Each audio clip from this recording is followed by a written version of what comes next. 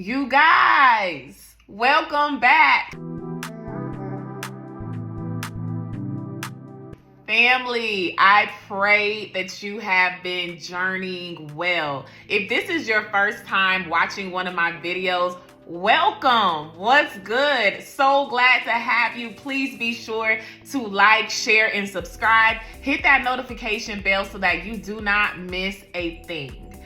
So, for those who follow weekly, I have taken a pause. As I'm sure you've noticed, a few weeks ago, I posted that the Lord had directed me to kind of shift gears in our content for a little bit, what we'll be discussing. And that shift is going to be to my singles. As part of the single tribe, as part of one of those that has been set aside for God to process, for God to heal, for God to prepare for covenant, I can greatly relate to the single journey. As a matter of fact, y'all, this is my 5th year. And let me tell you, the journey's been wild. So as you can see, today's title is Grace for This. And the reason I chose this title, well, really God chose this title, is because I had to come to the realization in my own journey that I am graced for this. However long it takes for me to see the promise that God has graced me for this journey. And it was literally maybe 2 weeks ago that the Lord began to minister that thing to me, and it blessed my soul. There was even a time just this last month in January that I was so overwhelmed with, really, it was single parenting that was overwhelming me, and I was frustrated with the responsibilities of it and trying to figure out how to make everything work and wanting to make the right decisions, wanting to be a good parent. And I was so overwhelmed in that. And something the Lord said is that I graced you for this. I graced you for this journey. I graced you for the difficulties. I graced you for it all. For the areas that you fall short in, my grace is sufficient. And when I tell you, those words keep coming back to me on my difficult days, the days that I do indeed know that I fell short, the days of being overwhelmed comes to me, I remember that.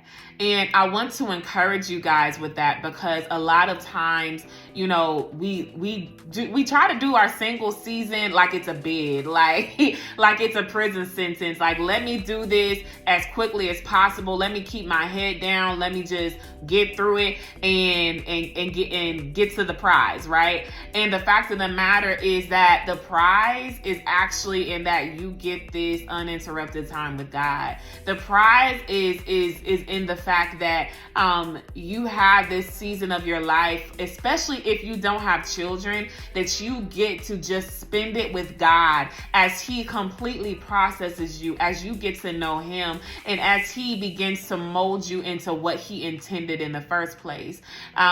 But a lot of times we're so focused on the promise of marriage that we miss the beauty of now, that we miss the beauty of this season. And so that is definitely something that we'll be speaking about as well in the coming weeks. Not only the barriers and the difficult things that we go through in our journey, but also how to get to that place of joy within singleness, how to get to that place of that we're content with God, that we're content with what He's given us. I remember the day that I rededicated my life to Christ, and at the same time I was actually coming out of an ungodly relationship that God had been speaking to me about. And it just so happened that the Lord is so kind in that He allowed it to naturally come to a close.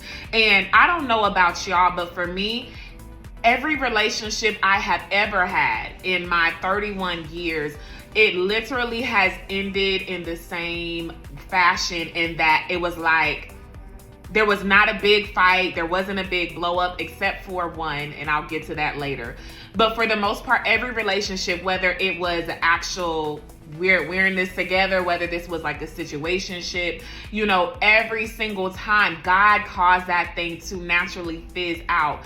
And I remember being angry for so long and even internalizing that to mean that there was something so wrong with me that nothing seemed to last as long as I desired. Nothing seemed to make it to the stage that I wanted. But the reality is that God was protecting me. My God, he was protecting me. He was protecting my son, and he was protecting my future. I would dare even say he might have been protecting the other individuals, saved or not, because the fact is I was unhealed too.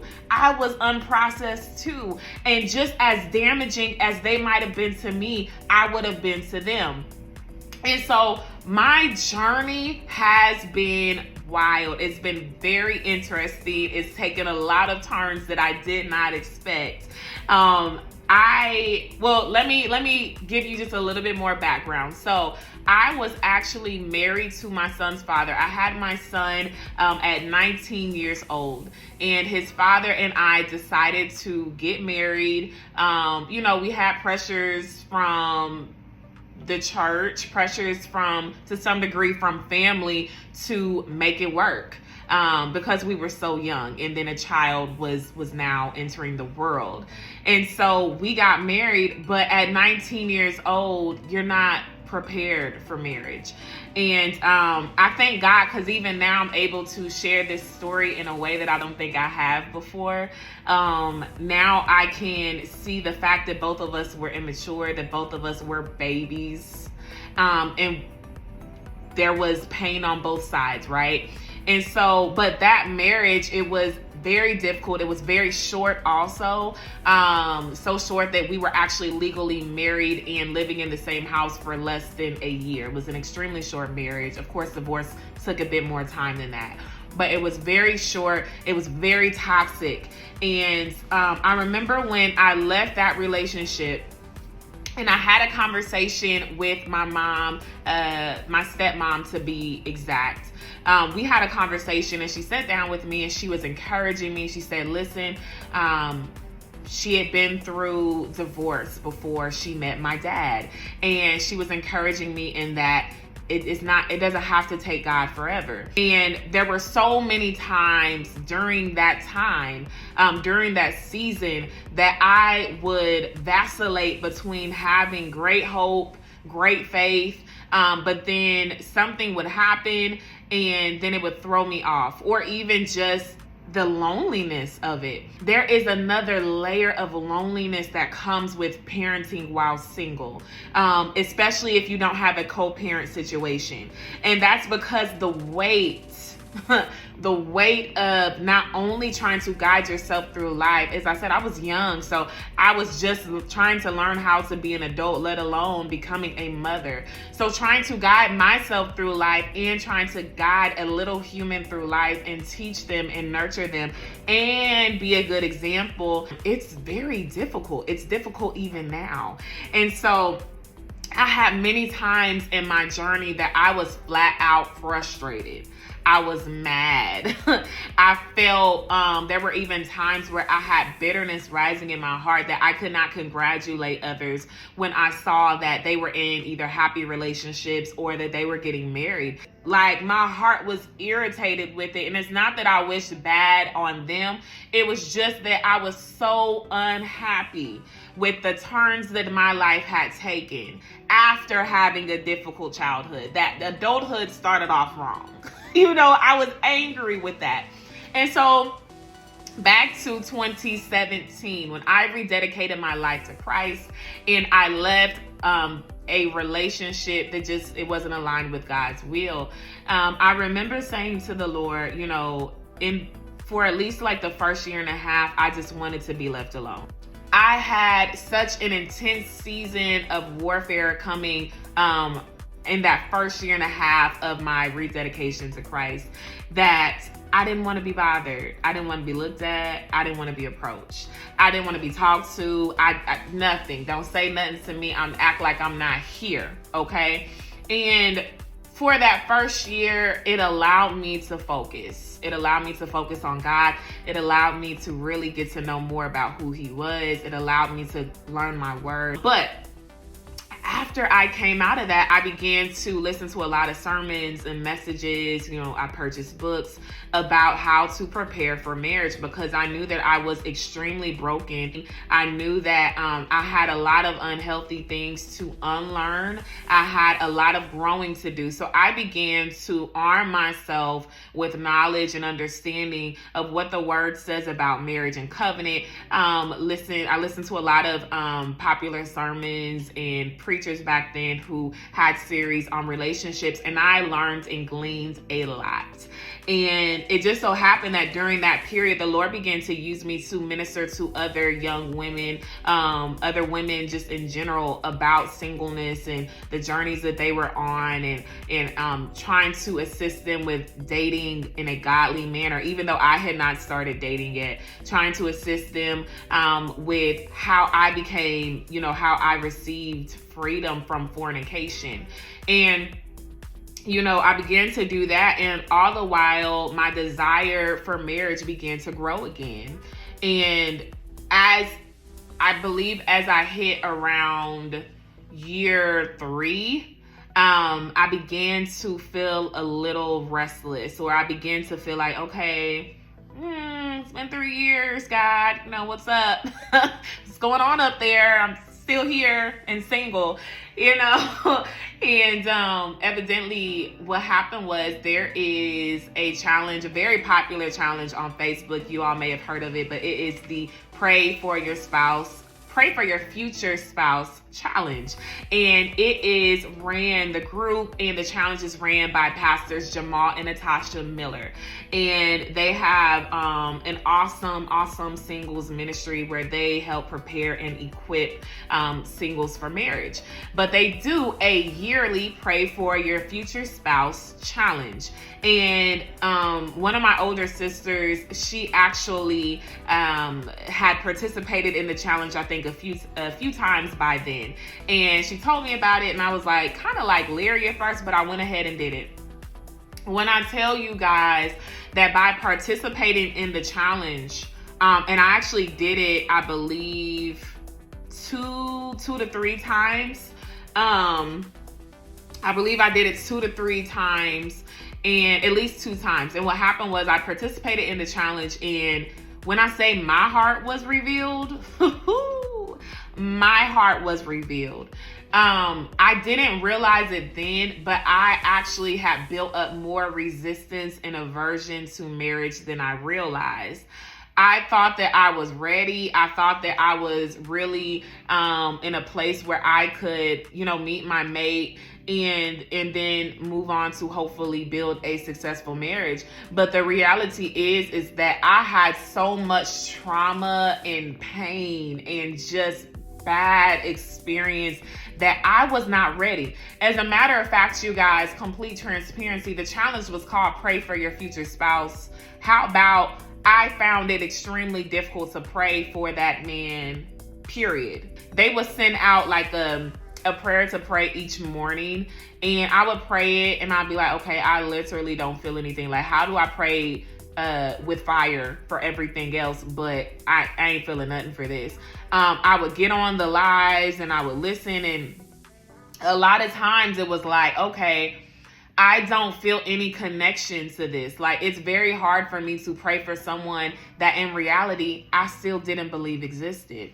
And what the Lord showed me was that, as the word says, hope deferred makes the heart sick. Hope deferred makes the heart sick. I didn't realize that my heart had grown sick. My heart had grown sick, not even just within those years of actually living for God the way I should have, but over time. Actually, it started in high school.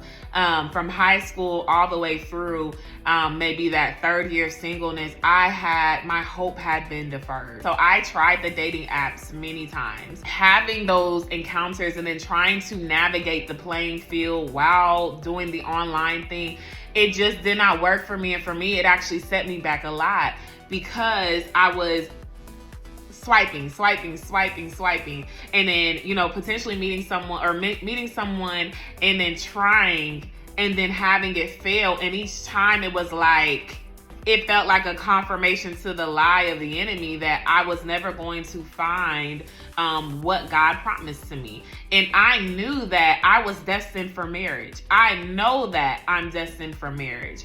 But I had so many poor experiences with men that I just got to the point that I believed it was never going to happen for me. And that was not truly revealed until I began to do those challenges. I also want to say this: God is not punishing you. He is not. You're not single because he's punishing you. You're not single because he doesn't like you. You're also not single because you're unlikable. Let me just say that.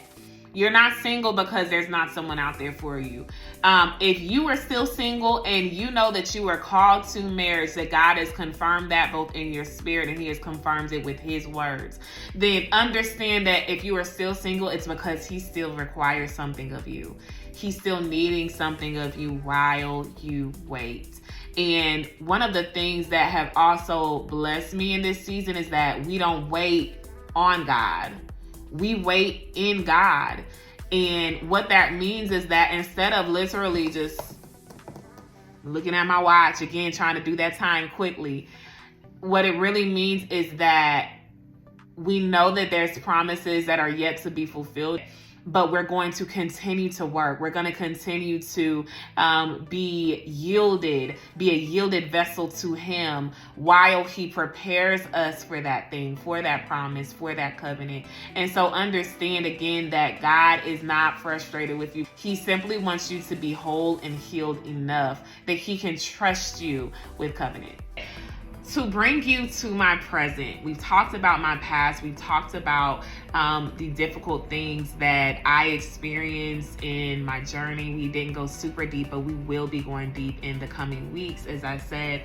But where I am today I am a decided daughter. I am confident in the fact that God will indeed present me to my future husband when the time is right. This journey for me has had a lot of ups and it's had a lot of downs, but through every one of those downs, God has taught me something new. I've learned a lot. I've been able to glean a lot, and I can confidently say that it wasn't until maybe last December that I began to hope again for myself. In the coming weeks, we're definitely going to talk about dating itself, what it looks like to date, to court as a believer, some of my experiences, but also what I believe the intent of heaven is, what God is saying through the scriptures to us as it relates to courting. Also, next week, look out. I'm going to bring on a special guest who is near to my heart. She and I have been walking through this journey together for a long time. So just look out for that. And it might even be a different format. We might go live, y'all. So we'll see what happens. My prayer is that over the next few weeks, from this video, from your personal time in the Word, from your personal time in prayer and communion with God, that you would begin to hear his voice for your own future, for your own life as it relates to covenant, but also as it relates to now. What does God want you to get out of right now? What does God want you to get out of this season? Because that's truly what matters more. He can't trust us with the covenant until we can be found faithful in this part of our lives. I hope to see you next week. Also, if you have not yet, please go back and watch my past videos, get caught up so you understand the ebbs and the flows of this journey. Also, don't forget to like, share, follow, hit the notification bell so that you don't miss anything. Continue to journey well, you guys. I love you, and I'll see you next week.